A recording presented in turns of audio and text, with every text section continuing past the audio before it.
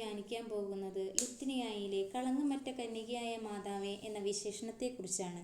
മറിയത്തിന്റെ കന്യകാ മാതൃത്വത്തിലുള്ള വിശ്വാസത്തിന്റെ ആഴം വർദ്ധിച്ചതോടെ അവളുടെ യഥാർത്ഥവും നിത്യവുമായ കന്യകത്വം, മനുഷ്യനായി തീർന്ന ദൈവപുത്രനെ പ്രസവിക്കുന്ന അവസരത്തിൽ പോലുമുള്ള കന്യകത്വം പ്രഘോഷിക്കുവാൻ സഭ പ്രേരിപ്പിക്കപ്പെട്ടു.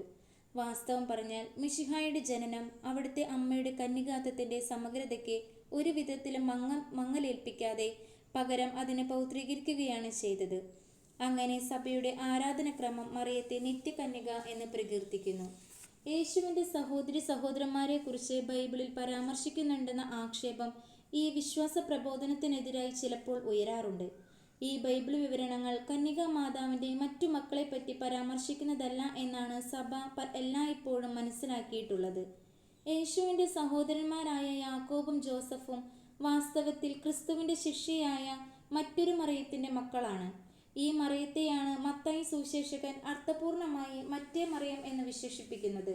പഴയ നിയമശൈലിയിൽ അവർ അടുത്ത ബന്ധുക്കളാണ്. മറിയം പുത്രനെ ഗർഭം ധരിച്ചപ്പോഴും പ്രസവിച്ചപ്പോഴും സംവഹിച്ചപ്പോഴും പാലൂട്ടി വളർത്തിയപ്പോഴും നിത്യകന്യകയായി തുടർന്നു. തൻ്റെ ഉന്മ മുഴുവനോടും കൂടെ അവൾ കർത്താവിൻ്റെ ദാസിയായി. ക്ലെമന്റിൻ്റെ ശിഷ്യനായിരുന്ന ഒറിജിൻ എന്ന പഠനങ്ങളിലൂടെ മറിയം കളങ്കമറ്റവളാണെന്ന് ശക്തമായി വാദിക്കുന്നു. വിശുദ്ധ ബ്രിജിത്തയുടെ വാക്കുകളിൽ ദൈവപുത്രൻ പരിഹാരനായിരിക്കാൻ വേണ്ടി മറിയം പാപരഹിതയായി സൃഷ്ടിക്കപ്പെട്ടു. ദൈവം തനിക്ക് വസിക്കാൻ ഏറ്റവും വിശുദ്ധമായ ശരീരം സ്വീകരിച്ചു.